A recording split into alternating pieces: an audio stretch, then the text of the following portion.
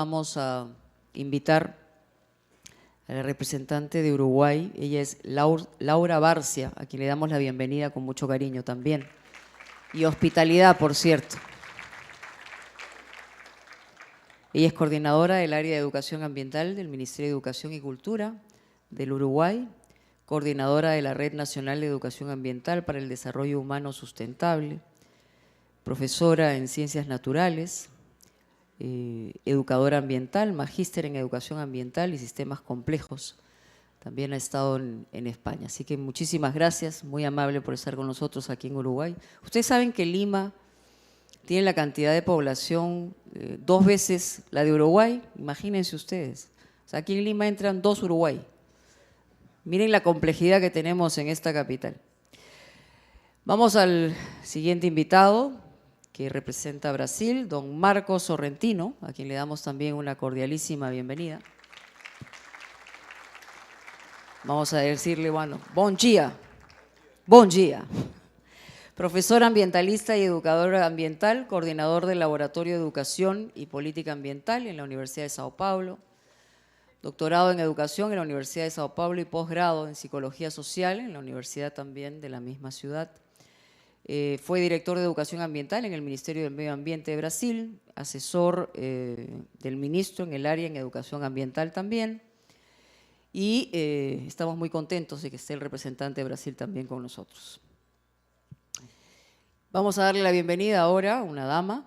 Ella es de Bolivia, pero viene de Ecuador. Ella se llama Marianela Curi. Le damos también una calidísima bienvenida. Adelante, Marianela. Muchas gracias por estar aquí. Y es directora ejecutiva de la Fundación Futuro Latinoamericano, con base en Ecuador, como hemos señalado. Psicóloga social, experta en diseño y aplicación de políticas y estrategias de desarrollo sostenible a nivel público, no gubernamental y de cooperación internacional. Ella es parte de la Comisión de Educación y Comunicación de la Unión Mundial para la Naturaleza y ha sido subsecretaria de Desarrollo Sostenible y viceministra de Recursos Naturales y Medio Ambiente en el Ministerio de Desarrollo Sostenible en Bolivia. Así que le damos otro aplauso y muchas gracias. 2 damas, 2 caballeros, un panel absolutamente equilibrado y en balance, como debe ser. Vamos a darle la bienvenida también a alguien que ya hemos conocido en los días anteriores, que va a encargarse de moderar este importante panel, y ella es Azucena Martínez. Un abrazo para ella y una bienvenida cordial. Muchas gracias.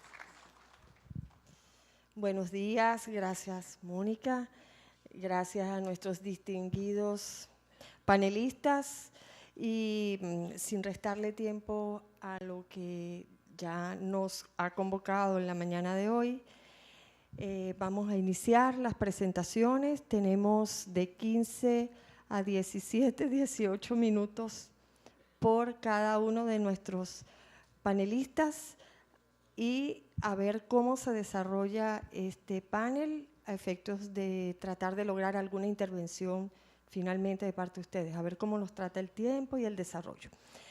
Tema importantísimo, ya cerrando prácticamente este exitoso congreso. Tenemos aquí al frente al profesor Mariano Castro Sánchez Moreno, nuestro vice de Gestión Ambiental del Perú, y aquí, o no sé si usted desea llevar el micrófono allá. Muchísimas gracias, el tiempo es suyo.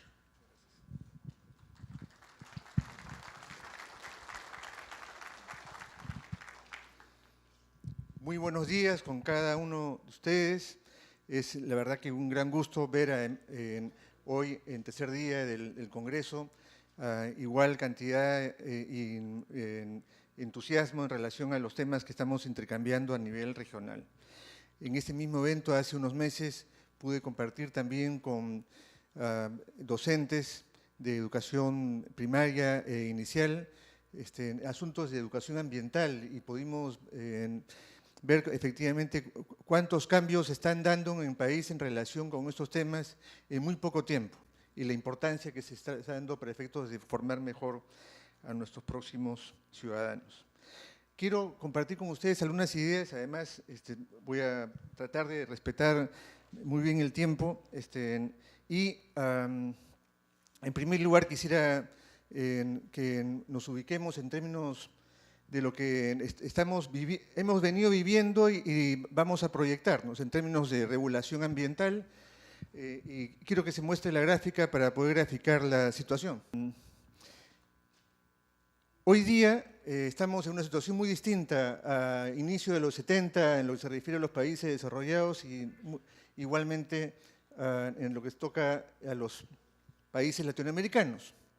En los años 90 empezó a despegar la regulación ambiental y a inicio de los 70 en los países desarrollados. Y esto no fue en respuesta a situaciones circunstanciales o anecdóticas, ¿no?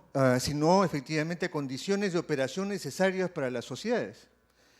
Y uno puede encontrar factores determinantes para efectos de este crecimiento, esta consolidación de esta tendencia de la regulación ambiental. Inicio de los 70 en Japón, ¿con qué nos encontramos? Nos encontramos con situaciones como, por ejemplo, las de Minamata, que ocurrió años antes, pero que la respuesta del Estado de la sociedad fue clara en relación a tener que revertir las situaciones concretas vinculadas a malas prácticas ambientales de determinados sectores industriales. En el caso norteamericano, todo el tema de la contaminación del aire, etcétera, así como también informes valiosos como el de la bióloga Carson, dando cuenta de los riesgos y problemas del uso masivo indiscriminado, irracional del DDT, ¿no? Hoy día prohibido. Y frente a informes muy concretos, la opinión pública fue formando una conciencia y generando a su vez también una demanda social para el efecto que es una respuesta efectiva, no solamente del Estado y la sociedad en relación a esos problemas concretos. En Latinoamérica ocurrió lo mismo y sigue ocurriendo en ese sentido. Y para esto, no solamente, como vamos a ver un poco más adelante, tiene que ver con normas jurídicas, ¿no? Estamos hablando de regulación ambiental y vamos a ver el contenido que esto implica y la importancia que tiene la información, la formación, la cultura y la educación ambiental en esta materia. Y para esto, obviamente, las características que tienen nuestros países requiere personas formadas para construir la regulación que necesitamos y no solamente para construirla, sino también para aplicarla. Y de ahí la importancia de la educación. Central, es una necesidad central porque si la tendencia es esta, necesitamos capacidades propias para dar respuestas a nuestras condiciones y nuestras realidades. Por ejemplo, nuestros bosques amazónicos y las realidades tan complejas que ahí hay, que significa en el caso peruano el 70% del territorio nacional, no está en otro lugar del mundo, lo compartimos con Brasil, con Colombia, Ecuador, etcétera, 8 países que formamos parte de la Organización del Tratado de Cooperación Amazónica, y entre nosotros intercambiamos propuestas, reflexiones y demás, pero eso no existe en otro lugar del mundo. Nuestras respuestas, en consecuencia, deben tener en cuenta esas características y estar claros de que necesitamos capacidades ahí, en esas zonas en donde estas necesidades existen. Y estamos en un proceso, efectivamente, que viene desde hace ya casi medio siglo, ¿no? Y que, gruesamente hablando, en los 60s, las demandas en esta materia estaban marcadas fuertemente por la conservación de espacios naturales.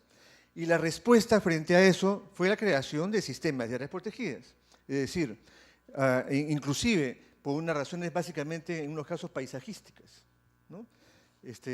Y esto que se dio en los 60s, sin abandonarse, se complementa con la demanda por una reforma legislativa y un nuevo marco de regulación ambiental frente a condiciones básicamente vinculadas a temas de calidad ambiental, con respuestas diversas de comando-control, etc.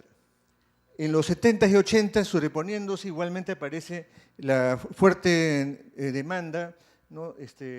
Por un sistema de protección colectivo y difuso frente a daños a la salud y ambiente generados por la contaminación.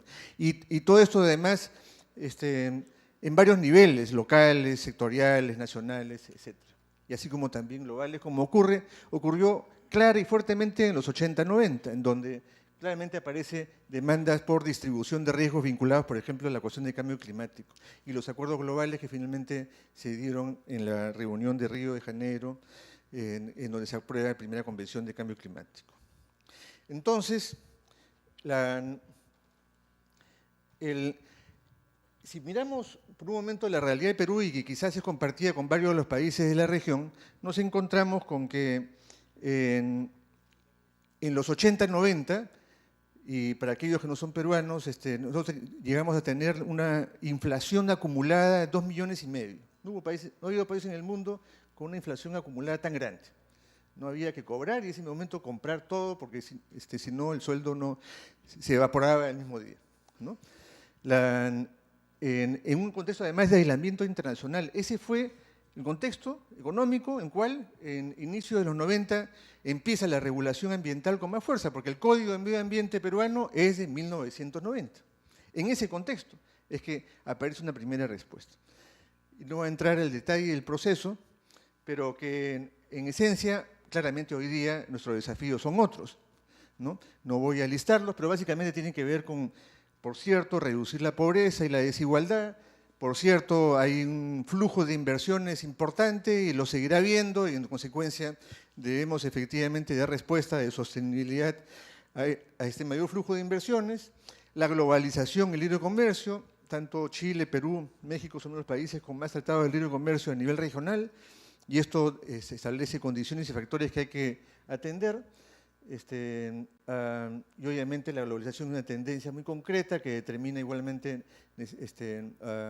condiciones para el poblador rural, entre otros, de la sociedad, y la gobernanza y sostenibilidad ambiental de la inversión en general. Y entonces, la pregunta es, bueno, ¿y esta regulación ambiental que, repito, como vamos a ver a continuación, no es solamente normas jurídicas? Muchas veces uno escucha de que es enmarañada, de que hay un conjunto de normas aquí que no entiendo, hay unas cosas sobre calidad del agua, sobre suelo, sobre aire, temas vinculados a conservación de biodiversidad, que los organismos genéticamente modificados, y uno dice, ¿de qué estamos hablando? Hay tantas siglas, además tantos acrónimos, que lo que hace más bien es distanciar, ¿no?, de lo que se busca en términos de desarrollo sostenible, lo que el ciudadano es capaz de aprender y gestionar, ¿no? Entonces, recordemos esto, en primer lugar reconociendo que al igual como Mónica Delta dijo al inicio que en este panel distinguido estamos respetando el criterio de género, ¿no?, y cualquier política pública que no considere género está condenada al fracaso, ¿no? No voy a dar ejemplos, no es necesario, creo. Igualmente en materia ambiental, es decir, lo ambiental ya ha dejado de ser neutro y marginal de hace tiempo. Y eso claramente en educación también. Una política de educación sin considerar la dimensión ambiental va a ser muy limitada, ¿no? Y ya claramente la sociedad entiende de que la opción de no hacer nada en esta materia no existe. Tenemos que actuar y además estratégica y anticipadamente. Entonces, este conjunto de normas que están aquí y allá pueden ser agrupadas en 4 grandes categorías, para a partir de ahí saber ubicarlas, ¿no? Una primera tiene que ver con cómo regulamos el uso de recursos, ¿no? Y también cómo regulamos sobre los usuarios, el agua. Hay que regular acceso, calidad, cantidad, etcétera, otorgamiento de derechos, y aparece un conjunto de disposiciones en relación con el recurso. Y obviamente aquí también tiene que ver el asunto de información, educación, cultura, ¿no? Sobre los usuarios, son diferentes tipos de usuarios, desde los sectoriales, un recurso multiusuario por excelencia es el agua, ¿no? Igualmente hay condiciones que debe tener el usuario para efectos de acceder al... Esa es una segunda categoría. Los objetivos de calidad ambiental y control de aplicación son una segunda cuestión de un grupo de temas en los cuales hay regulación. No entro al detalle. Temas de incentivos, propiedad, mercado, igualmente aparece como una tercera categoría. y que son de diverso tipo. En unos casos pues son concesiones, por ejemplo, ¿no? Se entrega propiedad, etcétera, etcétera. Hay en algunos países mayor facilidad de establecer incentivos de tipo tributario, de tipo, en fin, aduanero, etcétera, para efectos de promover determinadas prácticas, ¿no? Y por cierto, el mercado, hay condiciones de mercado que son insustituibles, que establecen efectivamente condiciones en donde a partir de cambios y mejoras de los patrones de consumo, el consumidor va a incidir positivamente en el tema. Pero finalmente no nos olvidemos de la nueva ética, condición indispensable para efectos de avanzar en esta materia, y sobre el cual se ha dicho bastante en este foro.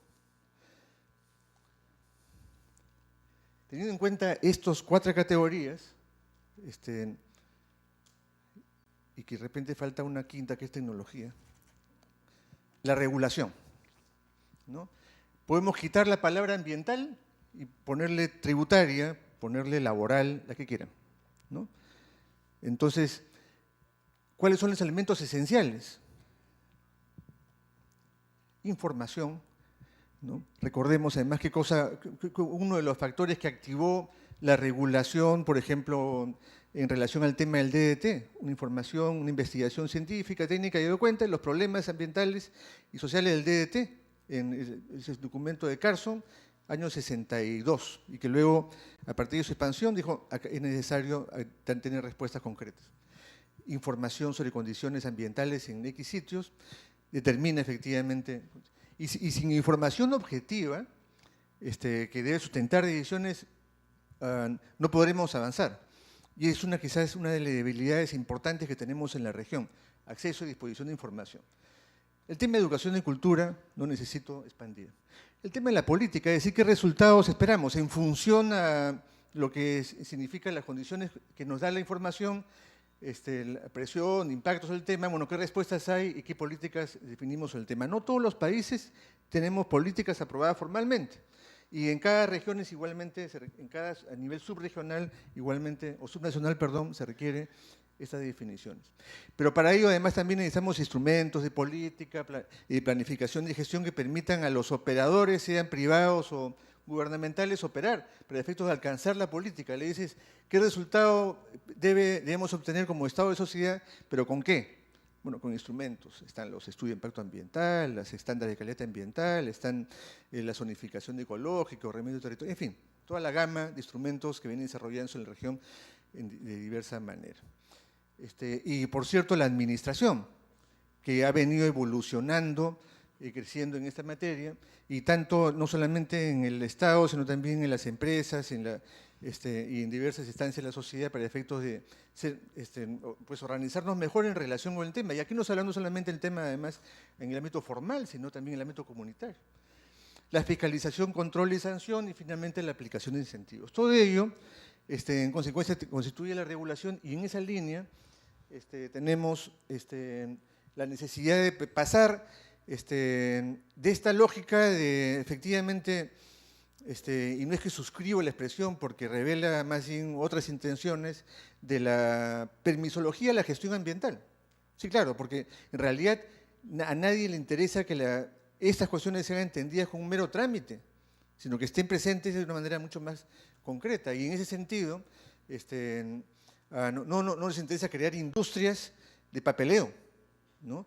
Sino efectivamente que aseguren una gestión y resultados y una integración mayor. Por esa razón, necesitamos entonces una gestión ambiental mucho más integral que atienda las prioridades, y entendiendo además de que la gestión ambiental no debe enfatizar o enfocar en aquellos puntos que están vinculados exclusivamente en los costos, porque automáticamente lo que ve aquel tomador de decisión es dónde están sino también además los incentivos y los beneficios que introduce una política moderna en gestión ambiental.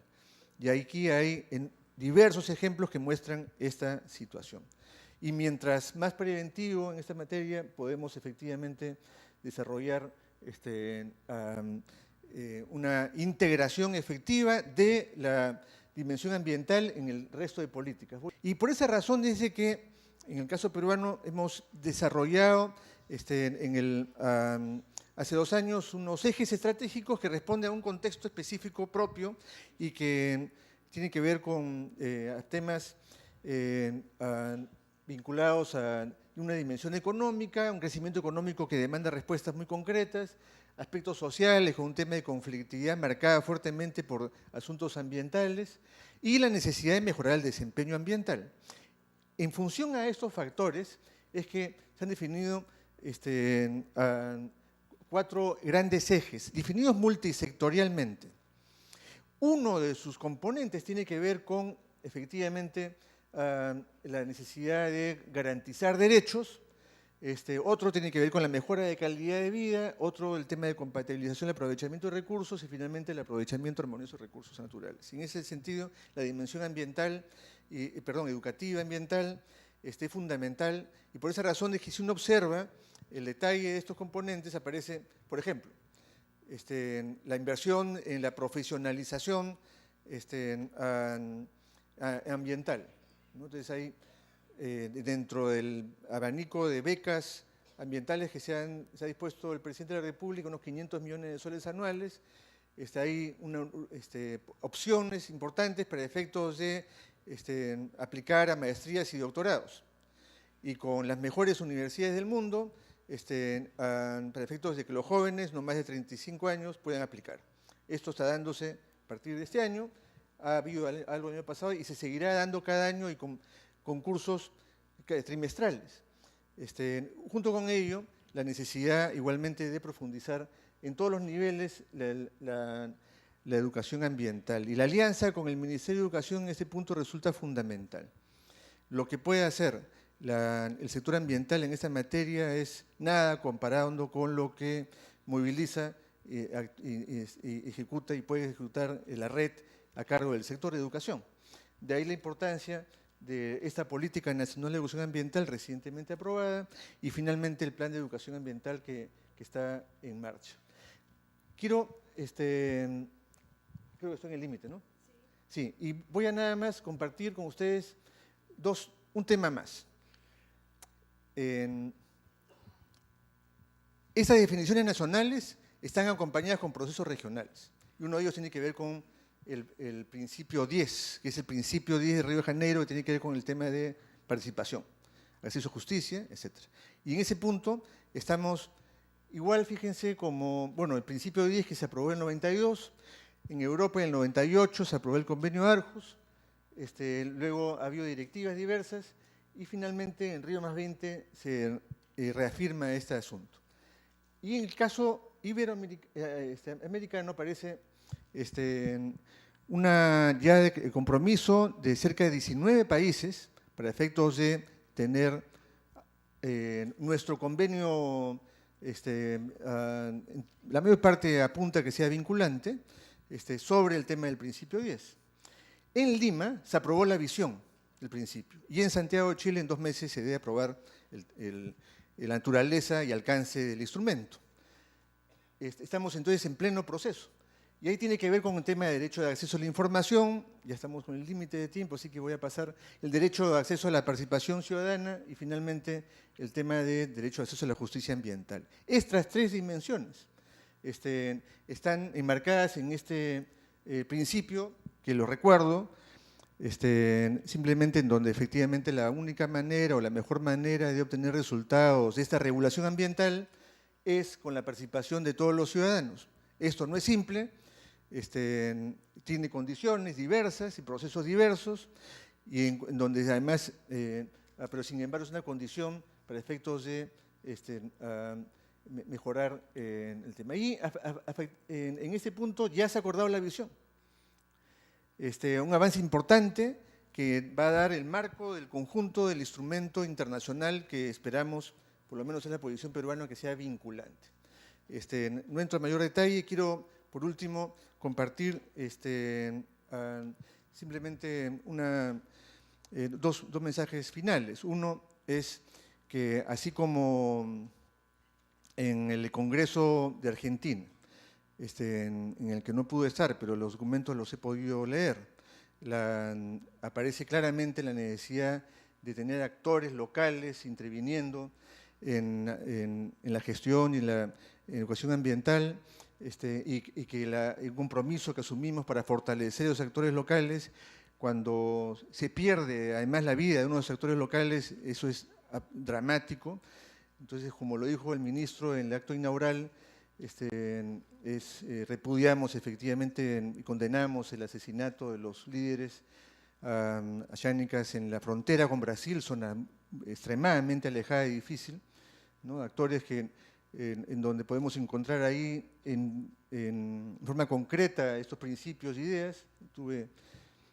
Fui afortunado en conocer a Edwin Chota antes de estar en el ministerio, y soy testigo de su lucha permanente en esta materia y las dificultades que se ha tenido en este punto.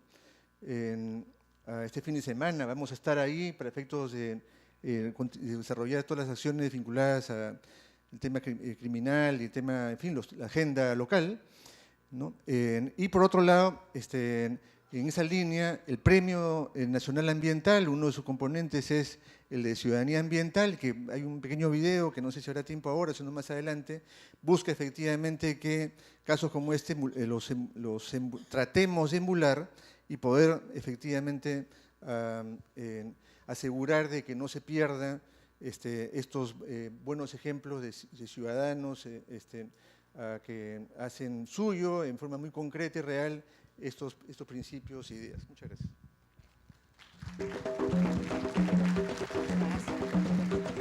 Muchas gracias al doctor Mariano Castro Sánchez Moreno. Vamos, ese es el video.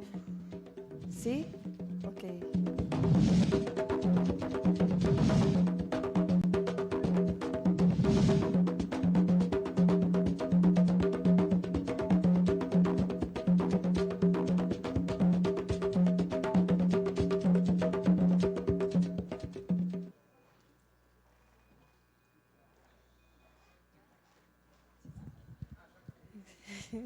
Bueno, gracias. Para finalizar, un pequeño comentario antes de llamar a nuestra siguiente panelista.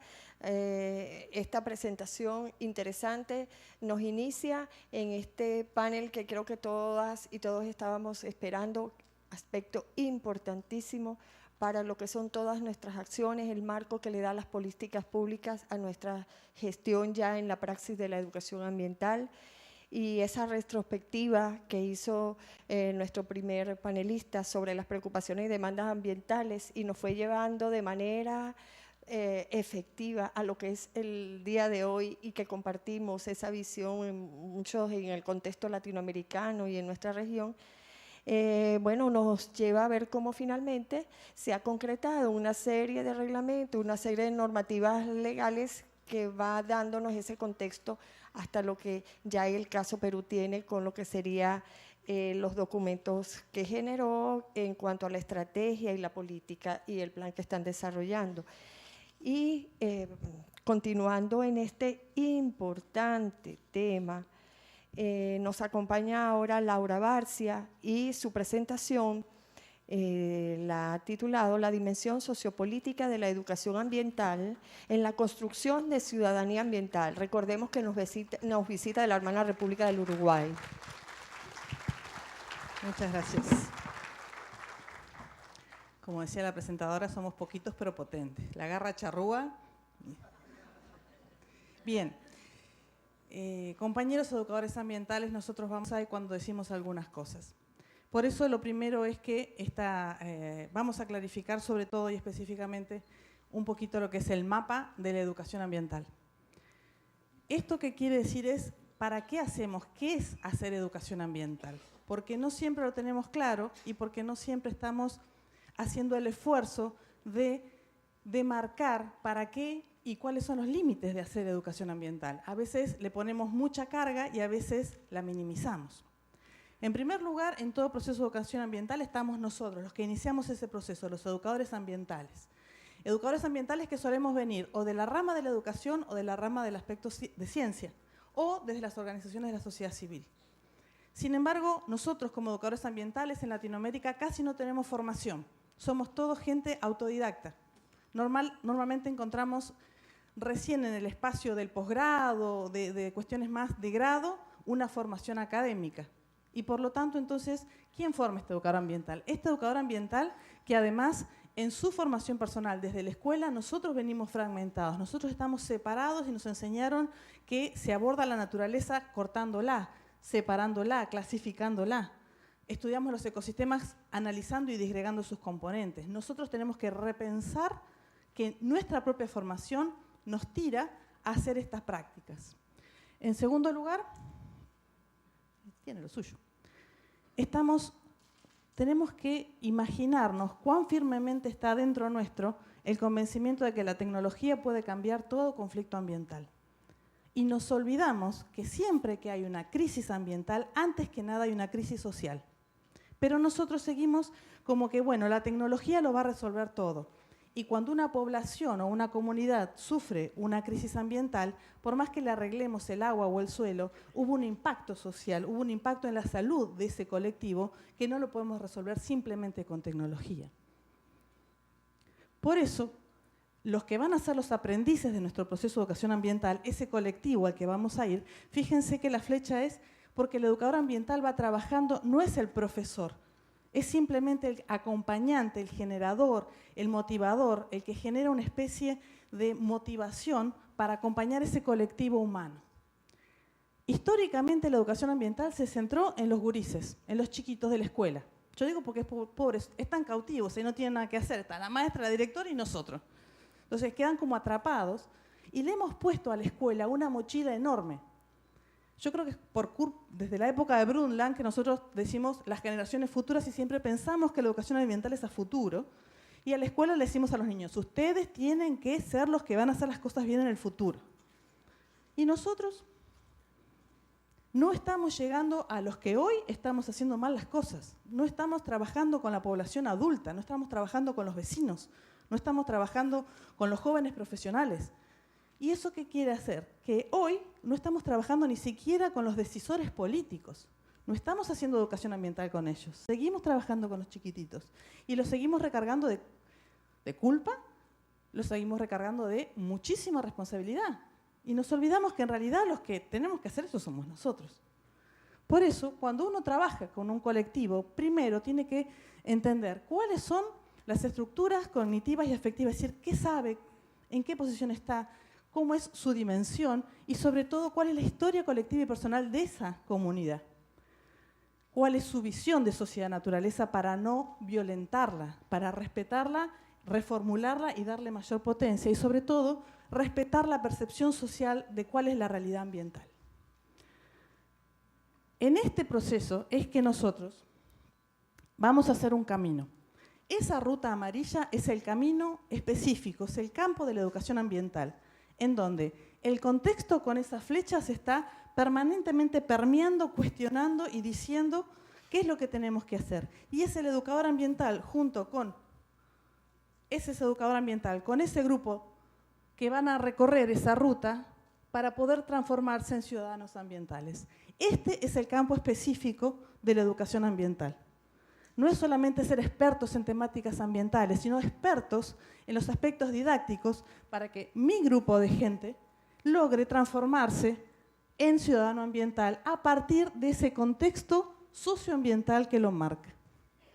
No podemos hacer educación ambiental hablando de cosas ajenas a ese grupo, porque no estaríamos haciendo educación ambiental.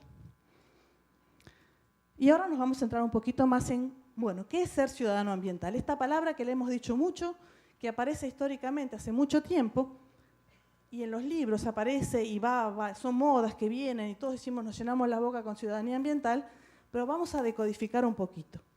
Históricamente, yo les sugiero que lean los textos del maestro González Gaudiano o de Eduardo Gudines, que trabajan muy lindo el análisis histórico del concepto de ciudadanía, pero básicamente hemos hablado siempre en ciudadanía de tres cosas: la asignación de derechos, que es el Estado el que asigna esos derechos, y en tercer lugar, que siempre hay una pertenencia a una comunidad o polis.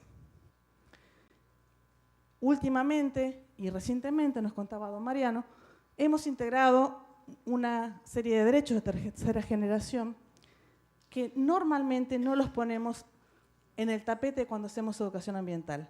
El derecho a vivir en ambientes de calidad. Nadie nos puede modificar la calidad para hacer su negocio. Nosotros tenemos el derecho a ejercer la presión social necesaria para que mi ambiente esté sano y para que mi colectivo social viva en un lugar donde pueda su salud desarrollarse plenamente, donde como humanos podamos desarrollarnos en todas nuestras esferas. En segundo lugar, el derecho a estar informado sobre la realidad ambiental. No estamos acostumbrados a pedirle al Estado que nos dé la información de cuál es el estado claro, ambiental en donde vivimos. Y si no, nos dan unas largas listas de datos que nadie entiende. Necesitamos que esos datos sean claros. Y esa parte del ejercicio es parte de ser ciudadanos. Hay que pensar que nosotros, cuando hablamos de ciudadanía ambiental, estamos metiendo algunas ideas previas, ideas preconcebidas que tenemos muy internamente, y desde una posición de pedagogía crítica vamos a verlas.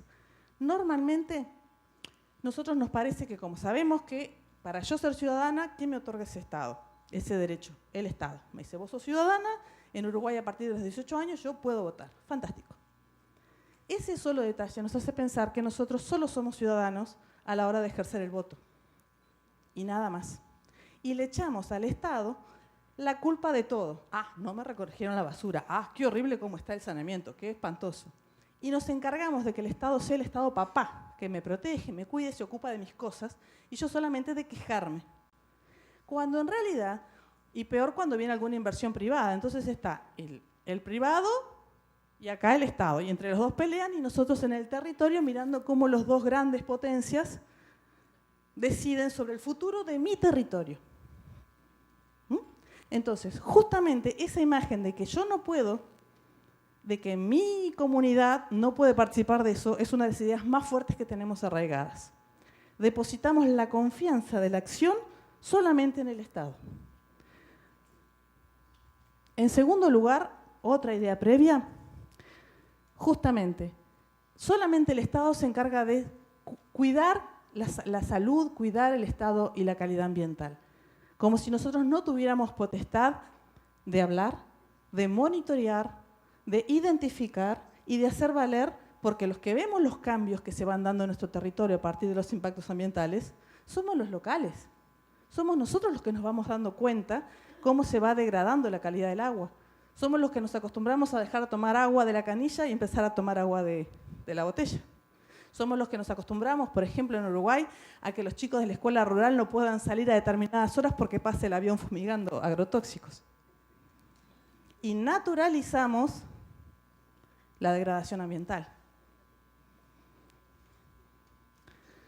También tenemos una beta de tanto hablar de derecho y ciudadanía, que pareciera que solo los derechos son individuales y que los colectivos no tienen derecho. O está mal mirado participar como colectivo para ejercer esos derechos. Y esto tiene que ver con la esfera privada y pública. ¿Por qué somos tan buenos para decir cosas de qué lindo que es la educación ambiental, amemos al planeta, protejámoslo? Y en lo privado, mi conducta es totalmente contradictoria.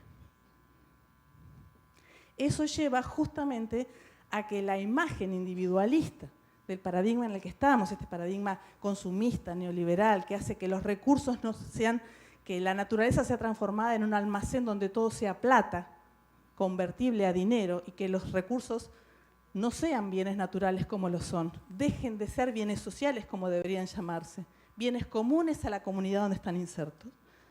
Esta imagen hace que nosotros nos acostumbremos a que, bueno, yo peleo por la mía, priorizamos el individualismo y los derechos, y un ciudadano ambiental, ante todo, es un ciudadano comunitario. Y hay otra percepción que tiene que ver con lo que les decía al principio de la cuestión fragmentada. Estamos tan convencidos que nosotros los humanos somos estamos por encima de la naturaleza, voy, la destrozo, después voy, la arreglo, no pasa nada. Y siempre hablamos del hombre y la naturaleza, como si nosotros no fuéramos naturaleza. Como si nosotros no tuviéramos ciclos biológicos, como si nosotros no fuéramos impactados en nuestra salud cuando hay un conflicto ambiental. Nos pensamos medio Superman y cuando en realidad somos los primeros y somos la especie más frágil frente a los cambios que nosotros mismos generamos.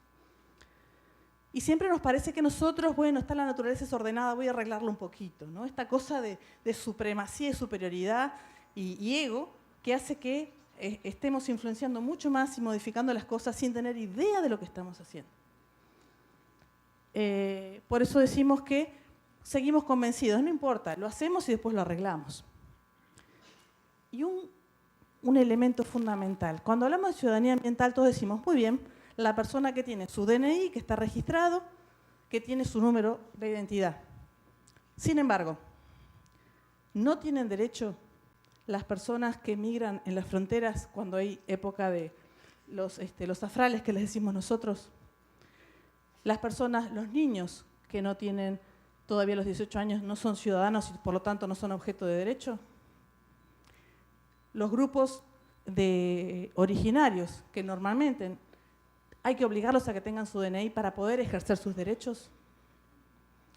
Cuando nosotros tenemos, en Uruguay le decimos cantegriles, lo que son las villas miserias en Argentina o lo que son las favelas en Brasil, tampoco están documentados. Ellos tampoco tienen derechos, no tienen el derecho a participar, a decir qué pasa en su contexto, cuáles son sus alteraciones. Entonces la ciudadanía no pasa solamente por la asignación de derechos o por el número que tengamos de registro. Teniendo en cuenta todo esto, vamos a definirlo. ¿Qué es un ciudadano ambiental? El ciudadano ambiental es es el habitante de un territorio. Basta con vivir un tiempo para participar en esa comunidad, para ser ciudadano de ese territorio. Y que tiene que, en un contexto comunitario y democrático, con un proceso de formación continua en educación ambiental. Es la educación ambiental la que transforma al ciudadano común en ese ciudadano ambiental. Logra comprender y conocer cómo funcionan los sistemas ambientales en los que habita, sobre todo sintiéndonos pertenecientes y sintiéndonos orgullosos de los territorios donde vivimos. Hay una especie como de falta de apreciación y de apropiación de lo bueno, de lo excelente, de lo hermoso que es el territorio que me circunscribe. Siempre lo mejor está fuera, siempre es más lindo la costa si soy de la selva, siempre es más linda la montaña si soy del llano. Entonces necesitamos sentir ese sentido de que es mío, y porque es mío me lo apropio, lo quiero, lo cuido, lo potencio. En segundo lugar, tenemos que integrar la sabiduría empírica, la sabiduría ancestral, con los nuevos saberes académicos en un diálogo donde nadie sea más que nadie, sino donde generar un nuevo conocimiento. Y sobre todo, ¿por qué es importante? Porque el ciudadano ambiental tiene que estar capacitado para participar activamente, no solo en la denuncia, sino en la generación de alternativas sustentables. Nosotros somos los ciudadanos que tenemos que hacer posible la sustentabilidad. Porque en este momento nos hemos quedado en una especie de crítica, de denuncia, de qué horrible, pero no estamos generando alternativas. Y tampoco estamos presionando a que la academia genere alternativas sustentables. Por lo tanto, ese es nuestro trabajo. Pero yo para participar activamente tengo que estar capacitado. Si no, nos pasa como en Uruguay, que todos opinamos de fútbol. Y al pobre maestro Tavares le decimos todo el tiempo lo que tiene que hacer, ¿no? Entonces, tenemos que ser expertos, y en esos expertos nos convierte la educación ambiental. Voy muy bien. Entonces, y ese ciudadano ambiental va a participar en la gestión territorial. Y vuelvo a diferenciar. El proceso pedagógico es la educación ambiental, que puede ser antes, previa a la gestión, puede ser simultánea, pero son dos cosas distintas, dos procesos, dos mecanismos que no podemos de ninguna manera mezclar.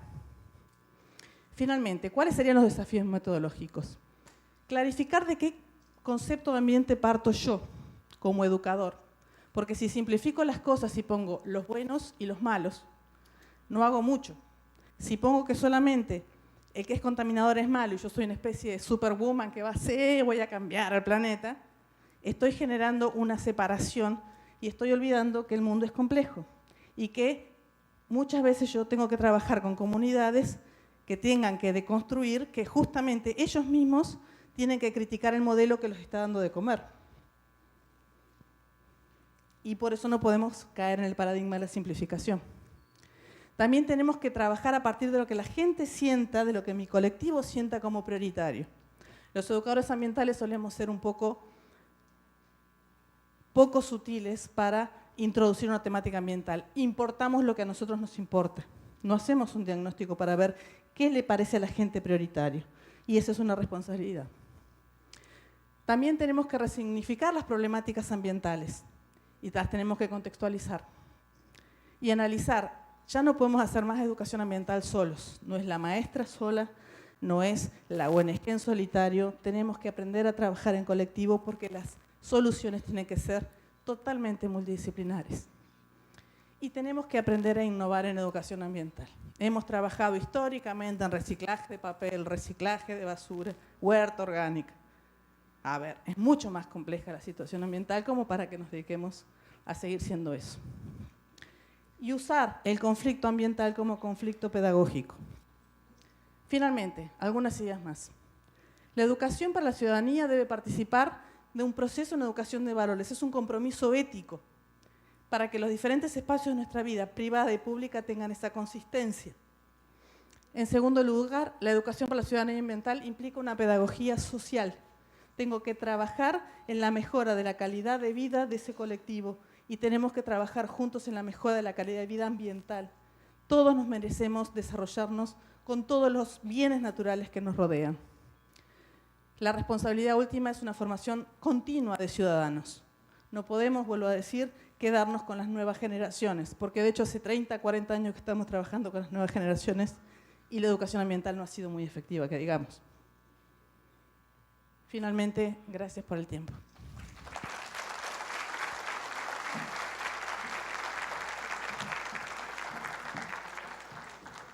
Bueno, bien. Vamos ya por la mitad de este tema interesantísimo. Rescatamos solamente unas breves ideas antes que Marco le eche más a la olla, como decimos nosotros allí en Venezuela, en este tema tan importante. Decía el doctor Mariano Castro, lo ambiental no es neutro ni marginal, muy importante. Y luego Laura apoya esto ampliándolo cuando señala una crisis social precede a una crisis ambiental.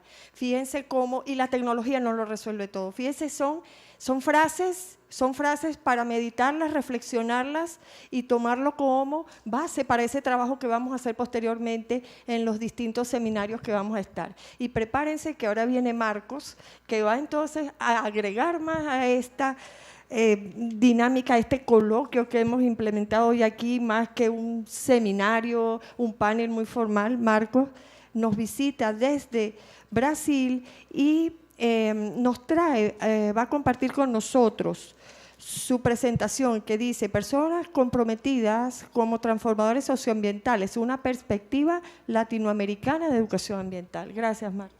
Gracias a ti.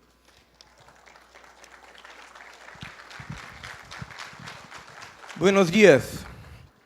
Buenos días. Gracias. Espero que nuestro diálogo en este momento tenga este calor, esta interacción de este buenos días que nos demos. Agradezco el convite y la posibilidad de estar acá. Me disculpo por mi portuñol, pero es lo único que tengo. Quiero puntuar que la primera ponencia enfatizó la dimensión de la regulación. Y esta es importante. Es uno de los dos principios del Estado-nación moderno.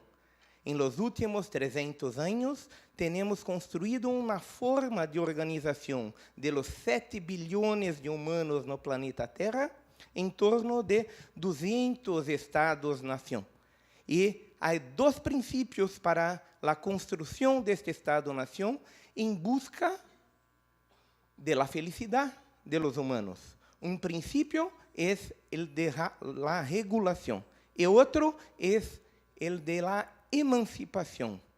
Boaventura de Souza Santos escreve sobre isto e me parece muy ilustrativo para pensarmos en las dos primeras ponencias. Uma enfatizando el principio de la regulación, muy necesario e importante en Estado moderno, y otra que enfatiza el principio de la emancipación por medio de la ciudadanía ambiental. Y ambos los principios necesitan ser fomentados pelas políticas públicas. Entonces, mi habla, neste momento, se fundamenta nessa perspectiva de como se forma personas comprometidas com transformações socioambientales. Como aqui?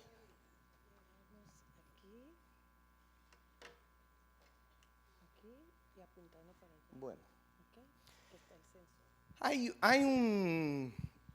escritor brasileiro chamado Mário de Andrade, que escrevia muitas cartas, e escreveu para Carlos Drummond de Andrade diversas cartas no início do século passado, e gostaria de fazer uma leitura rápida com vocês.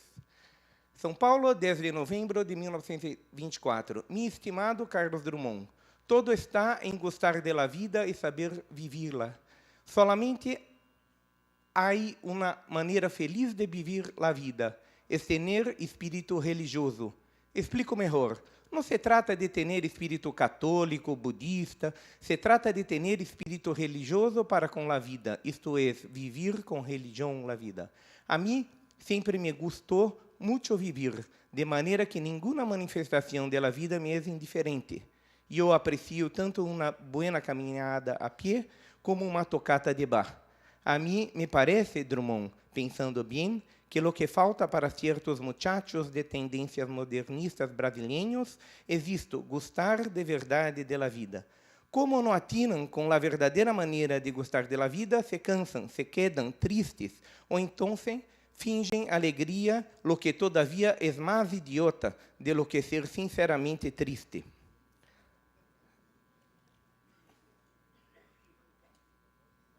Se não estivesse em essas terras admiráveis que vocês vivem, com que gosto, com que religião eu caminharia sempre por o mesmo caminho? Não há mesmo caminho para os amantes da terra. Em largas caminhadas. Veja bem, eu não ataco nem nego a erudição e a civilização, pero vivo todo. Que passeios admiráveis eu hago solo. Mas nadie nunca está solo, a não ser em especiais estados de alma raros, em que o cansancio, preocupações, dolores demasiado fortes tomam a uno, e há essa desagregação de los sentidos e de las partes da inteligência e de la sensibilidade. Então, uno queda solo com milhões de amigos que tenha ao lado. Se não, não. Um sentido conversa com o outro, a razão discute com a imaginação, etc., e é uma camaraderia sublime de pessoas tão íntimas. E então, parar e buscar conversação com gente chamada barra e ignorante.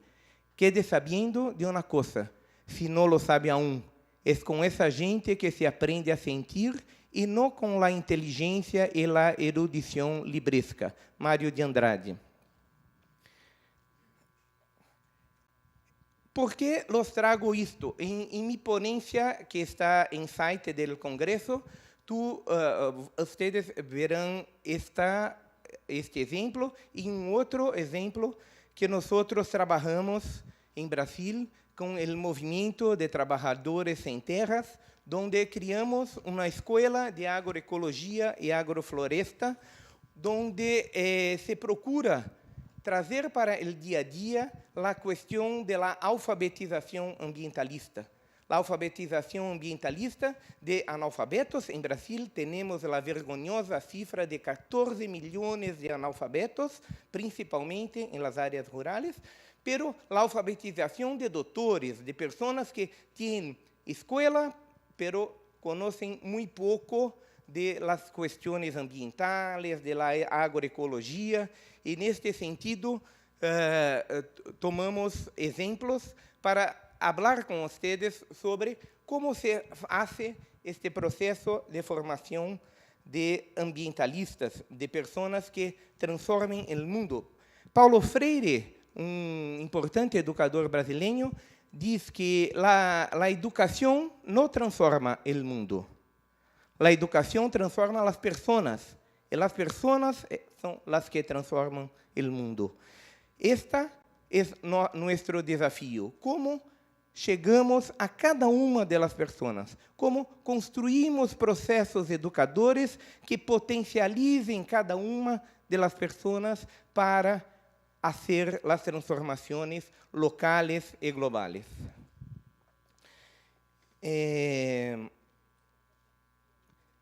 Eu trago em meu texto algumas perguntas sobre que tipo de educação ambiental queremos hacemos em América Latina e podemos fazer para contribuir nestas transformações das pessoas.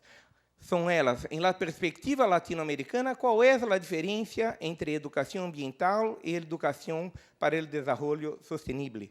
Como a economia verde e a adoção de novas tecnologias comprometidas com o desenvolvimento sustentável podem influenciar e ser influenciada por processos educadores. Como planear e implantar políticas públicas de educação ambiental? Elas devem ser transversales? Quais são os papéis e os limites da responsabilidade delas, de los governos e de outros atores sociais? Que é ecologia, ecologismo, ambientalismo? Sobre qual educação e educação ambiental se está falando? Que seria uma alfabetização ambientalista? Como formar pessoas comprometidas com as transformações socioambientais? Farei breve mergulho em la história, complementando o que aqui já se foi exposto. Depois da Segunda Guerra Mundial e das percepções dos impactos e consequências da chamada Revolução Verde, da compreensão das demandas contraculturais ao final dos anos 60, quando já quedavam claros os males do modo hegemônico de produção e consumo, empieza a forjar-se conjunto de ideias e ideais nombrados como novo movimento social, movimento alternativo, movimento ecológico, movimento ambientalista.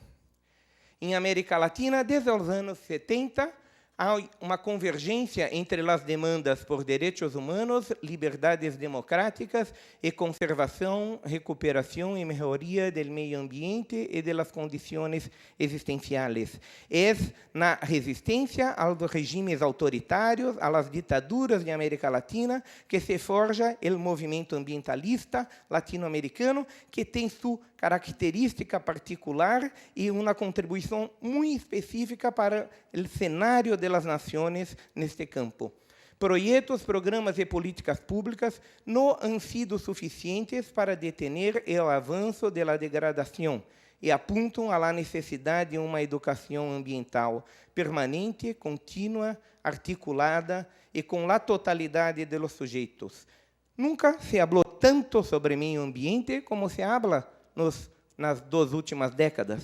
No entanto, nunca se degradou tanto o meio ambiente como se degrada. Portanto, informação ambiental não é suficiente. Como hacemos para superar este estado?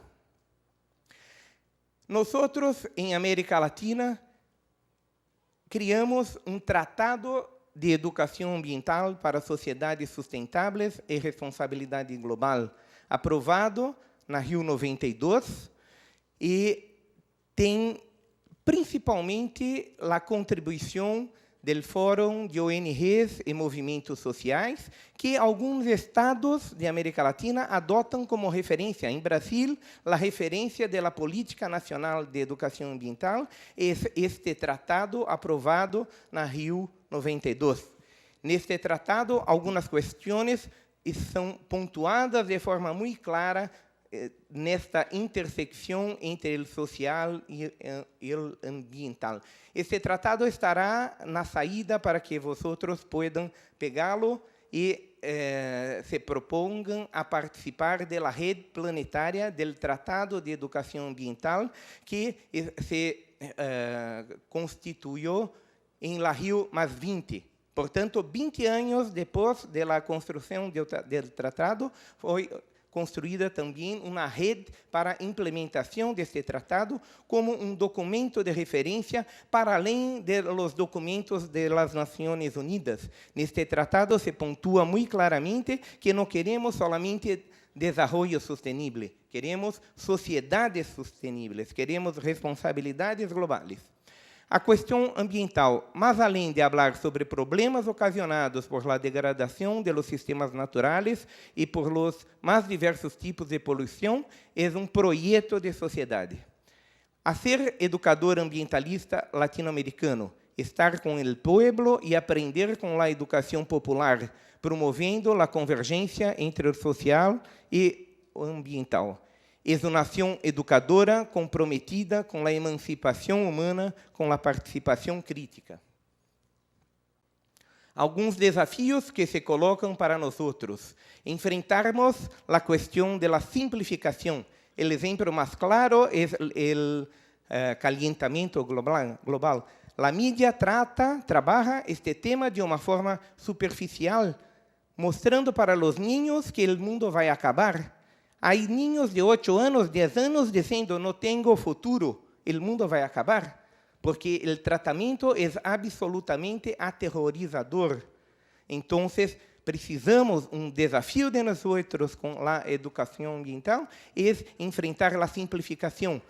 Pero é necessário também enfrentar a incomunicabilidade, porque quando nós dizemos a questão ambiental é complexa, parece que dizemos é complicada e nenhum de nossos interlocutores nos entendem. Tantas questões interligadas que a complexidade se torna problema de comunicabilidade. Como buscamos redutores de complexidade sem fazer uma simplificação idiota. Outro desafio é a descontinuidade, a fragmentação e a pulverização. Os trabalhos que todos nós hacemos são maravilhosos, pero são fragmentados, não estão costurados por uma política pública, não criam sinergia entre si. Há pessoas como eu, que estou quase aos 60 anos, que passei minha vida fazendo educação ambiental e quando olho para trás, vejo que nada se modificou, porque nossos trabalhos são muito aislados, fragmentados, e quando as políticas públicas buscam construir uma estruturação, sistema para dar permanência, continuidade, articulação aos trabalhos, esta política pública, em geral, é descontinuada. Há cambios de governos, há cambios de governantes, e se esquece tudo o que vinha sendo feito e se começa de novo. Outro desafio são os desejos modernistas. Para todos nós outros, o que é para todos ou para quase todos, 85% das pessoas do mundo, segundo Gilles Lipovetsky, buscam felicidade como consumo. Paradoxalmente, quando consomem mais, não se tornam mais felizes. Pero esses desejos estão muito profundamente arraigados em cada um de nós. Ailton Krenak, indígena brasileiro, diz que todos nós queremos kit civilização. Queremos geladeira, fogão, celular, carrão, 2, 3 carros, etc. Então, precisamos visitar estes desejos modernistas e nos perguntarmos isto que buscamos como felicidade? E, por outro lado, o sequestro do discurso modernista, do discurso ambientalista, nosso discurso que emerge em América Latina, em especial, como discurso rebelde, contestador, enunciador de outro projeto de humanidade, de ser humano, de planeta, é sequestrado pela mídia, é sequestrado pelas instituições hegemônicas e se torna pasteurizado, se torna discurso de pequenos cambios, de reformas superficiais que não promovem aquilo que buscamos. Outro desafio é a falta de recursos financeiros e humanos. Hoje não há político que negue a importância da educação ambiental. Não há executivo que negue a importância da educação ambiental. Pero não se transforma este discurso em práticas efetivas, objetivas e transformadoras da educação ambiental. Se vemos, não sei acá em Peru, pero em Brasil, o Ministério de Meio Ambiente, o Ministério de Educação padecem de profissionais, padecem de recursos, não há recursos, não há profissionais, são poucas pessoas que fazem, e fazem com muito amor, com muito carinho, com muita força, mas não é suficiente, é necessário que se transformem os discursos em recursos. Maior articulação internacional. Nosotros de América Latina tenemos una contribución muy importante para la educación ambiental planetaria, pero somos ignorados nos foros internacionales.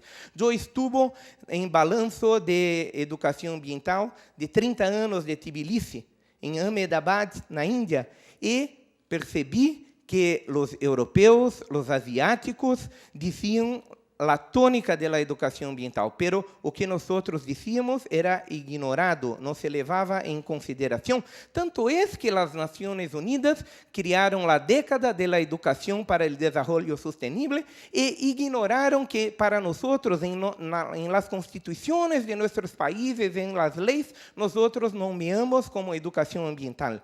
Y em Rio 92, Maurice Strong disse para nós, em fórum de ONG, Fórum Internacional de ONG e Movimentos Sociais, que educação ambiental não era mais nada. Agora, de aquele momento para frente, seria educação para o desenvolvimento sustentável. E esta postura das Nações Unidas vem se mantendo, ignorando a educação ambiental, o perfil e as características de educação ambiental de América Latina.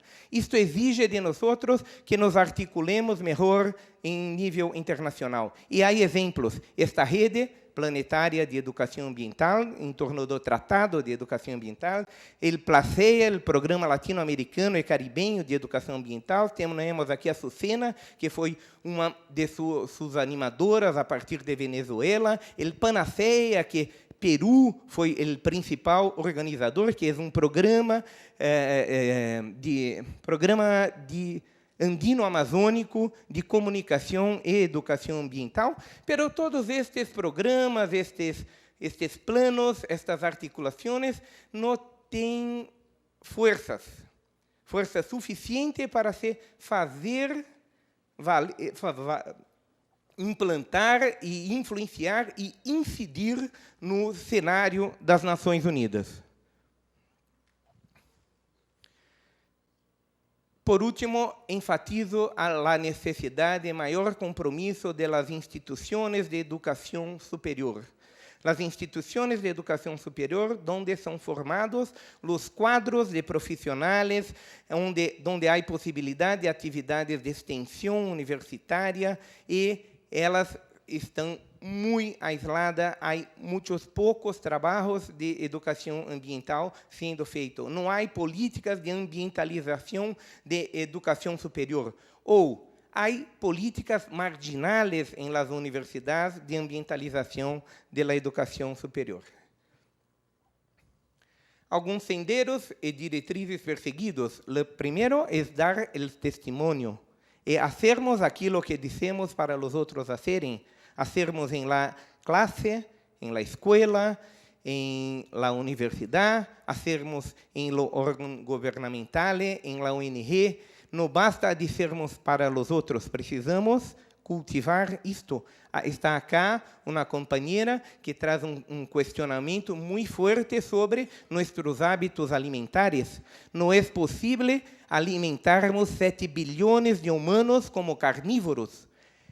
A nova adesão de chinos e indianos aos hábitos carnívoros exige que desmatemos a Amazônia, porque estamos plantando bois, estamos plantando animais para alimentar os carnívoros. Então, o mínimo que podemos fazer é diminuir nosso consumo de carne para que seja possível falarmos para os outros sobre diminuir o uso de coche, diminuir a utilização de energia e dividir por igual, porque muitos de nós não temos nada e muitos hacemos muitos desperdícios. Então, o testemunho me parece o primeiro sendero que devemos buscar em cada uma de nossas ações. Está acabando meu tempo?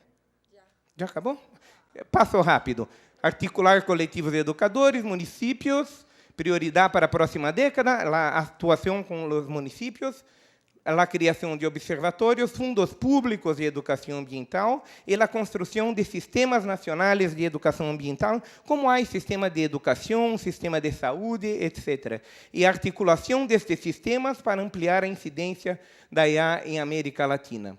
o salto qualitativo para a próxima década da educação ambiental é a necessária autocrítica sobre os limites da atual, apoio à implantação de políticas públicas que aproximem os distintos atores em projetos políticos pedagógicos territoriais voltados à transformação socioambiental em cada município e à formação de sujeitos ambientalistas e educadores.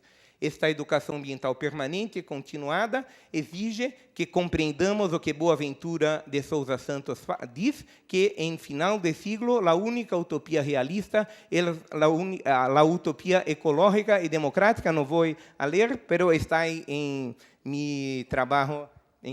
E quero terminar solamente dizendo por que trouxe esta bandeira para cá.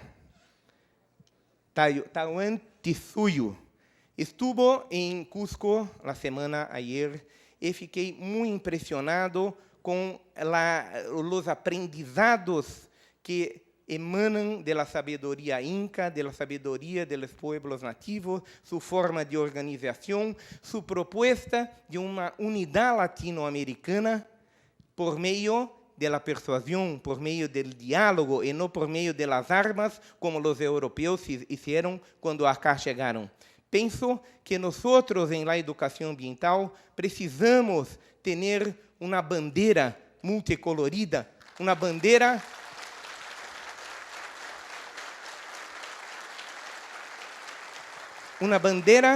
como esta de los incas, que expressa esta búsqueda de uma unidade latino-americana pela educação ambiental. Espero que este Congresso de Peru seja o início de uma atuação unificada por meio de bandeiras comuns, por meio de desafios comuns, que resgatem a sabedoria de los pueblos tradicionais e coloquem isto na pauta das Nações Unidas. Grato pela atenção.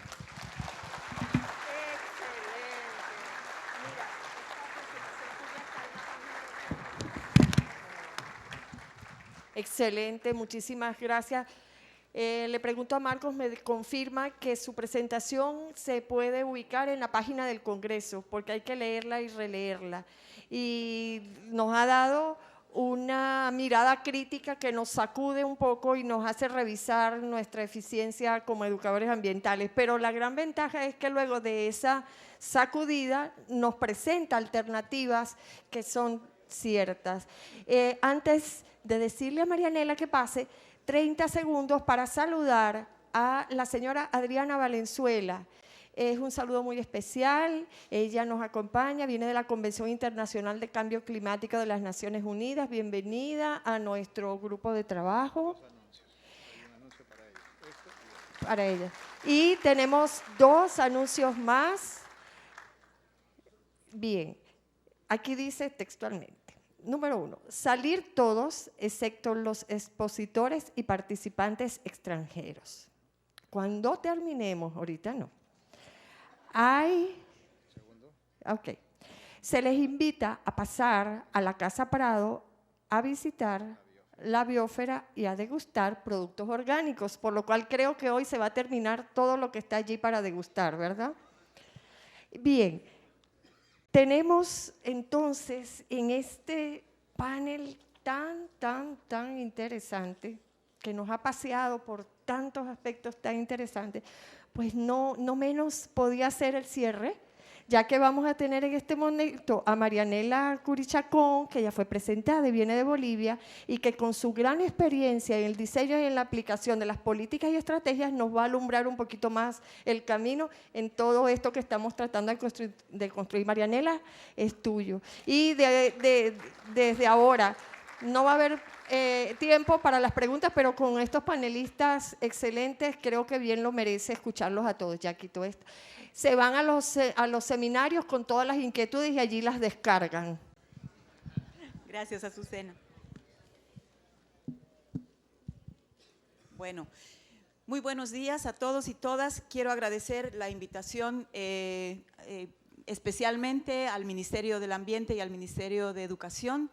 Es un placer estar acá y bueno, yo después de haber escuchado a los expositores y de haber estado escuchando también los 2 días anteriores, todas las exposiciones, tengo muy poco que decir y la verdad tengo más preguntas que respuestas, pero voy a también hacer un repaso rápido de algunos desafíos, algunas problemáticas, para que después podamos también preguntarnos en conjunto qué es lo que podemos hacer para cambiar y acelerar los cambios.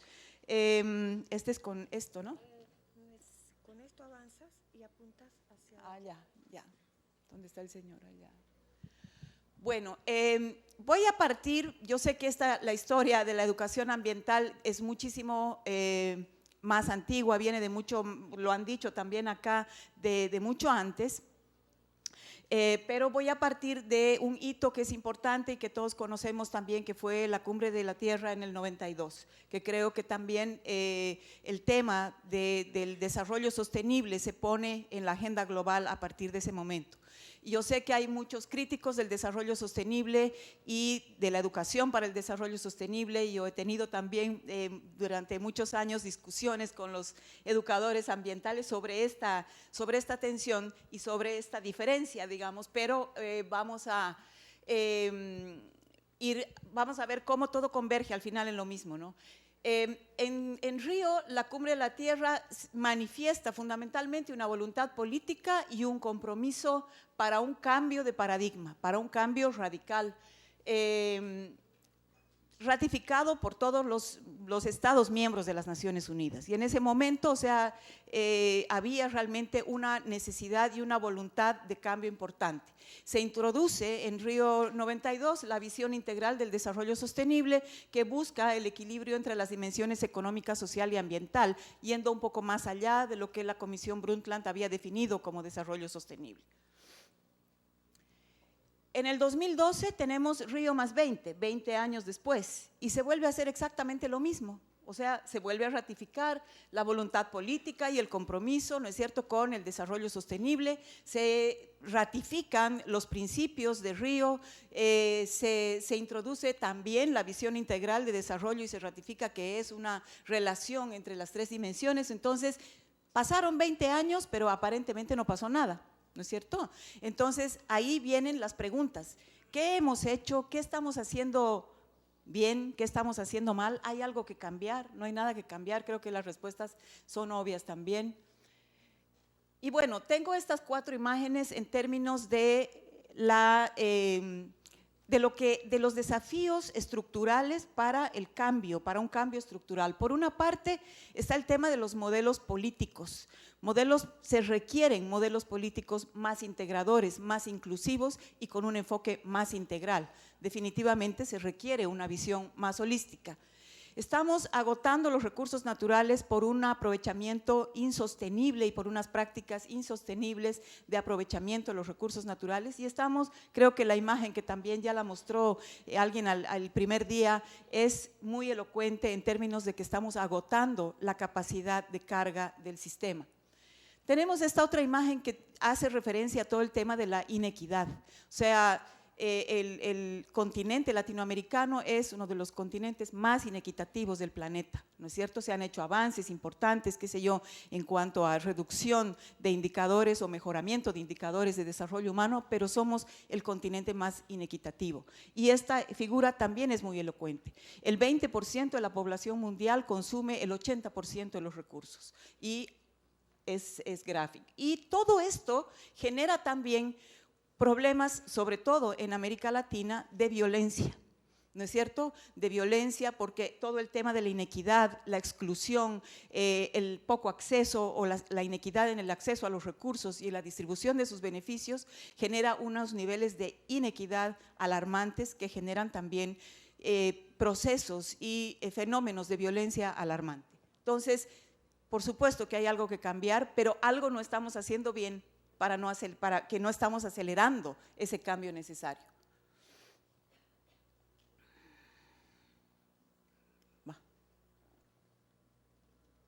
Estoy apuntando, pero ya. Creo que me he ido uno más allá. Bueno, las preguntas que yo tengo son fundamentalmente estas. O sea, ¿qué hemos avanzado? Creo que en el tema de la educación ambiental hay muchos avances y ustedes como expertos de educación ambiental, yo no soy una experta en educación ambiental, pero ustedes que trabajan con eso día a día, ¿no es cierto?, conocen muy bien los avances. Se ha avanzado en investigación, se ha avanzado en posgrado, se ha avanzado en una mayor conciencia también de aquí a 20 años, o sea, en los 20 años que nos anteceden, se ha trabajado muchísimo en el tema de la concienciación y hay una sociedad civil y una construcción de ciudadanía importante. Creo que sí hay avances que hay que reconocer, pero también hay grandes desafíos hacia el futuro. Y creo que una de las preguntas es, ¿cuáles son esos desafíos? ¿Estamos siendo suficientemente efectivos para lograr los cambios con los que soñamos todos? ¿Qué tenemos que cambiar? Y son preguntas que no tienen respuesta de mi parte, pero creo que sirven como para que nos hagamos cada uno de nosotros esa pregunta y pensemos también y reflexionemos colectivamente. ¿Qué esperan de nosotros las personas para las cuales trabajamos, los educandos ambientales o las comunidades con las que trabajamos? ¿Tienen expectativas sobre lo que nosotros hacemos? ¿Qué podemos aprender de ellas?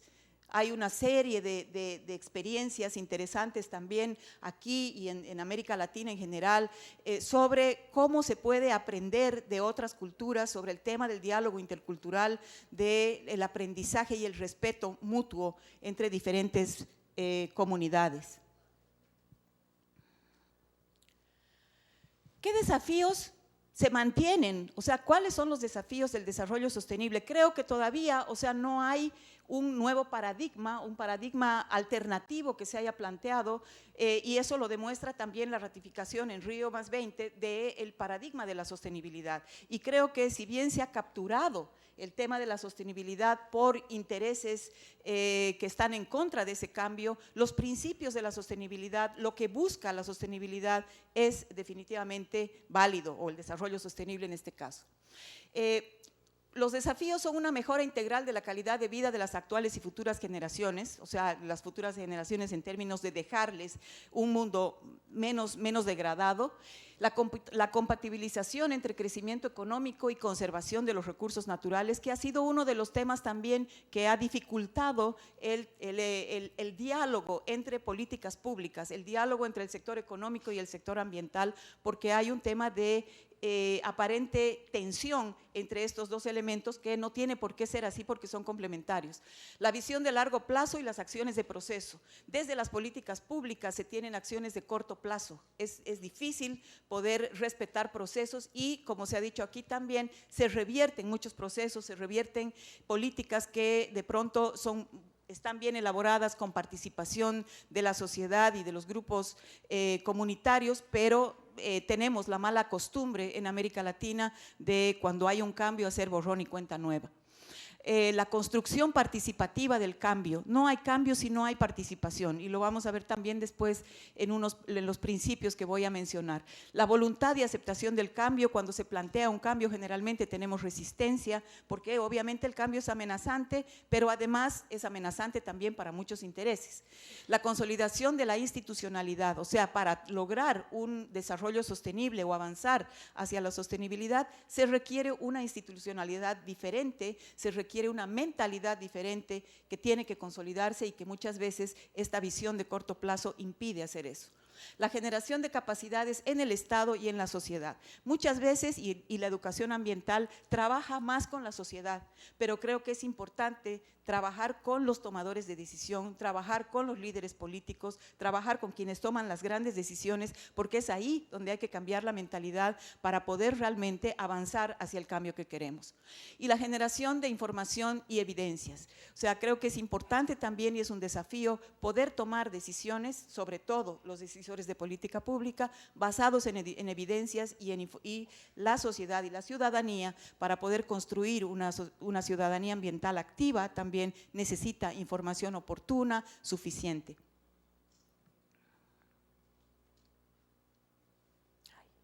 Estamos algo… Ya pasó.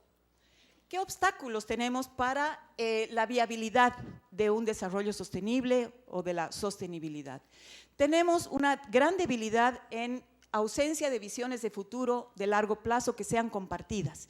Generalmente, y hablo de América Latina en general, creo que es un tema también entre sectores, entre actores, entre niveles, entre diferentes países y entre continentes. O sea, hay un tema en el caso de América Latina y en el caso de los países específicamente, de ausencias de visión compartida de futuro. Entonces, cada quien tiene una visión diferente que muy pocas veces se puede compatibilizar. El enfoque sectorial y fragmentado, creo que esta es una debilidad muy fuerte. El Estado en general trabaja con un enfoque sectorial y fragmentado que no permite darle consistencia a planteamientos orientados a largo plazo y a la sostenibilidad.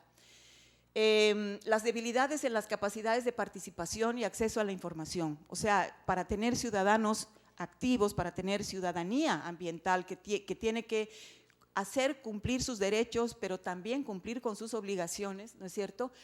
Hay una serie de debilidades en cuanto a la información. No se accede a información de manera fácil, no se tiene la información de manera oportuna y eso debilita la capacidad de participación también.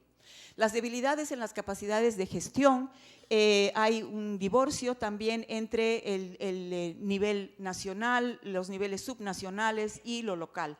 No se da una articulación consistente entre esos niveles y la política pública muchas veces se queda en el nivel nacional y no baja y tampoco sube, ¿no es cierto?, de parte de la ciudadanía y de los niveles subnacionales una serie de experiencias que debieran traducirse en políticas públicas. Hay escasos recursos humanos calificados, o sea, el tema y el desafío para los educadores ambientales también es lograr que hayan cada vez más ciudadanos, instancias también de educación para fortalecer estas capacidades. Hay insuficientes recursos financieros, esto que decía Marco o alguno de ustedes dos, no me acuerdo, que era traducir los discursos en recursos es muy importante y una manifestación de voluntad política es la asignación de recursos financieros para estos cambios y para estos desafíos. Hay también insuficiencias todavía, aunque se ha avanzado muchísimo en lo que es investigación e información. O sea, hay grandes desafíos para generar información sobre fenómenos que ocurren permanentemente también, a pesar de que se ha trabajado mucho en estos últimos 20 años.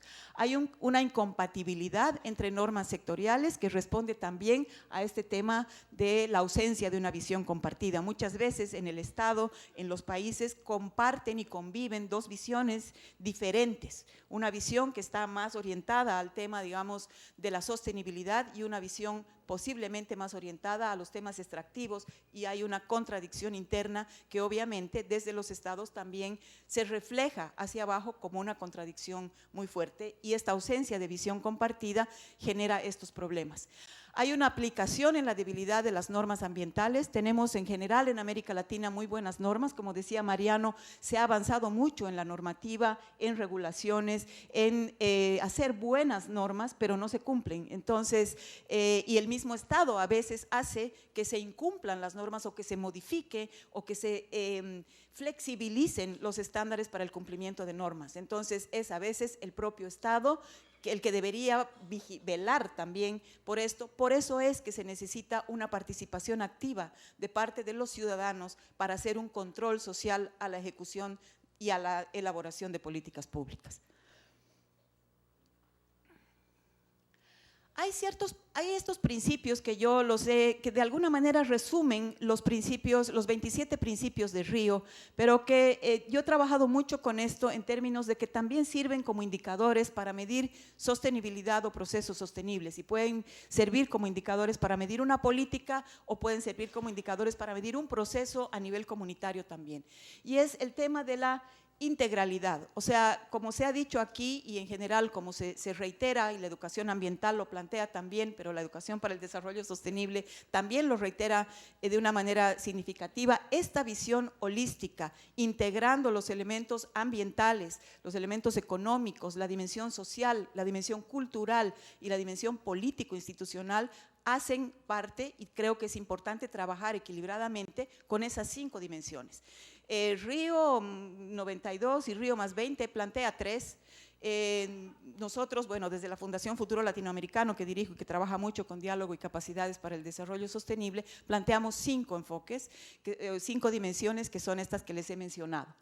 La equidad como un principio fundamental, la equidad en el acceso a los beneficios del desarrollo, en el acceso a los recursos, la equidad generacional, intergeneracional y de género. Ese es un tema que, si ustedes se fijan, un proceso sostenible debería cumplir todos estos principios. Si no hay equidad o si la equidad falla, ese proceso no puede ser sostenible. La participación activa, o sea, un proceso holístico con una mirada integral necesita de la participación de todos los actores públicos, de los actores estatales, de los actores comunitarios, sociales, o sea, todo el mundo debe participar activamente con, como les decía antes, con una información de base para poder tener una participación y una ciudadanía activa. La interculturalidad, de la cual se ha hablado mucho aquí y que también es un tema importante de la educación ambiental y de la educación para la sostenibilidad. La interculturalidad como un diálogo de saberes, como lo dice Enrique Leff, como la mirada del otro, como el respeto al otro, como conocerme a mí, pero primero para poder conocer al otro y poder relacionarme en igualdad de condiciones y de dignidad humana. El tema de la interculturalidad en un continente como el latinoamericano es fundamental por la gran diversidad de saberes, de visiones que hay y que se necesita integrar. El principio precautorio como un principio, bueno, que es un principio también en esta complejidad importante de tomar en cuenta en términos de prever ciertas acciones para causar el menor daño posible. El principio de subsidiariedad en todo lo que implica que, sobre todo en temas de descentralización en los cuales están inmersos todos nuestros países, cómo los niveles subnacionales pueden hacer cosas que el Estado central hacía hace, qué sé yo, 20 o 30 años y que definitivamente se tienen capacidades en lo local para poder hacer. Y obviamente eso en el marco de estados que tienen una mirada descentralizadora y no centralizadora, como hay casos también en el continente. La responsabilidad compartida pero diferenciada. Este es un tema de corresponsabilidad y este es un principio de Río, pero creo que si bien se lo usa para el tema de cambio climático, es un principio que se lo puede usar en general, porque todos tenemos responsabilidad en el cambio que estamos buscando. Alguien decía, le echamos la culpa al Estado, el gobierno tiene la culpa, el Estado tiene la culpa, todos tenemos una responsabilidad y todos tenemos esas responsabilidades de algún rol que cumplimos como ciudadanos o como grupos. Entonces, nadie se libra de la responsabilidad en este modelo. La transparencia y la rendición de cuentas es fundamental porque es una forma de exigir a los gobernantes, que son finalmente nuestros mandantes, ¿no es cierto? Nosotros les mandamos lo que queremos y les demandamos, ¿no es cierto? Deben rendir cuentas a los ciudadanos para también que los ciudadanos puedan ejercer su ciudadanía activa y un control efectivo. El acceso a la información y a la justicia como un derecho también que se había mencionado aquí, y la autodeterminación. En un marco de globalización como el que estamos, creo que la autodeterminación, tener la capacidad de definir y decidir nuestro propio desarrollo, nuestra propia forma de desarrollo y poder hacer prevalecer nuestra cosmovisión en conjunto con otras es importante, porque nos va a dar precisamente la posibilidad de tener una voz clara en un marco de globalización y ver la interdependencia a partir de nuestras diferencias. Hay algunas lecciones aprendidas que yo extraigo, digamos, de la experiencia de estos años en relación a las políticas públicas y también en relación a la educación para la sostenibilidad. Las políticas públicas pueden acelerar o pueden frenar el cambio. Hay muchas veces políticas que frenan el cambio y generalmente es así. O sea, estamos buscando un cambio y el ámbito de la política pública es muy importante y por eso es muy importante trabajar con educación a ese nivel. ¿no es cierto? Porque es importante que se vea la necesidad y la urgencia de este cambio, que sí se ve, pero que hay una serie de elementos en la gestión pública que impiden realmente que se aceleren los cambios. Entonces, este tema de cambiar permanentemente administraciones y empezar de cero cada vez es otro de los temas que frena. Hay avances importantes que se han dado, pero también retrocesos muy importantes en el ámbito de las políticas. Las políticas no son sostenibles si no se construyen de manera participativa. Esa es una lección muy importante para los gobiernos, porque generalmente también se frena la participación sin tomar en cuenta que la única forma de sostener las políticas en el tiempo es si la gente participa activamente y controla la ejecución de esas políticas. La gestión de la sostenibilidad requiere de voluntad política, de un soporte institucional y financiero sólido. O sea, si no hay voluntad política para esto, es muy difícil poder avanzar, y creo que uno de los temas por los cuales no se puede avanzar más rápido es precisamente porque no hay una voluntad política decidida para un cambio estructural como es el que plantea la sostenibilidad. Las políticas públicas deben nutrirse de experiencias concretas de desarrollo desde lo comunitario. Yo, si tengo 2 minutos de tiempo, les voy a… ¿Ya no tengo? Estamos ya cerrando el tiempo, yo tengo que dar más bien 2 minutos para poder… Ya, porque sí, estoy todavía, creo que tengo un poquito, pero bueno, creo que es importante, hay experiencias riquísimas en lo comunitario que deben, alguien decía, se quedan en lo local, no escalan al nivel de política pública, y es muy importante sistematizar esas experiencias que tienen aportes muy ricos, muy importantes, y poder trascender lo local hacia el nivel de la decisión de política pública y traer como insumos esas experiencias. Para lograr un proceso sinérgico se debe articular lo local y lo nacional, o sea, creo que es muy importante en este modelo, digamos, integral, poder articular ambos ámbitos, lo urbano con lo rural. Muchas veces hablamos de educación comunitaria, educación ambiental comunitaria, y pensamos en lo rural y en el campo, en lo alejado, en comunidades, generalmente también comunidades de diversidad cultural. Pero, por ejemplo, en las ciudades donde habita la mayor parte de la población actualmente, también tenemos comunidades urbanas, ¿no es cierto?, importantes con las que hay que trabajar. Y muchas veces en las ciudades abrimos la canilla del agua y no sabemos de dónde viene el agua. Entonces, esta articulación entre lo rural y lo urbano es muy importante, entre lo nacional y lo global. O sea, nosotros nos movemos por una serie de influencias globales, por ejemplo, en el caso ambiental, como las convenciones que la mayor parte de los países ha ratificado, pero también debemos incidir en lo global a partir de nuestras experiencias concretas, ¿no? Entonces, esta articulación es muy importante. Lo público y lo privado, muchas veces está divorciado lo público de lo privado y de lo social. Entonces, es importante integrar y articular. La ciencia con los saberes tradicionales y empíricos, este diálogo entre la ciencia, entre los resultados de las investigaciones con las prácticas tradicionales de las comunidades, es muy importante para construir un conocimiento nuevo también. Y el corto y el largo plazo. En el ámbito de la política pública generalmente se trabaja en el marco del corto plazo y se pierde de vista el largo plazo. También, más allá del discurso, se requiere establecer metas medibles. Creo que es importante en términos de la educación ambiental comunitaria que podamos medir cuánto hemos avanzado, que podamos realmente determinar dónde están nuestros desafíos, cuáles han sido nuestros logros más importantes y cuáles son las cosas que tenemos que mejorar. Las acciones gubernamentales en todos los niveles de la gestión pública requieren de control social. Es importantísimo esto, y eso es a partir de una ciudadanía también activa. El trabajo conjunto y complementario entre los diferentes sectores público y privado y social es fundamental para avanzar hacia la construcción de sociedades sostenibles. Y es imprescindible construir desde la diversidad para el ejercicio de una ciudadanía plena. No se puede pensar en desarrollo sostenible o en la sostenibilidad si no es a partir del reconocimiento de la diversidad.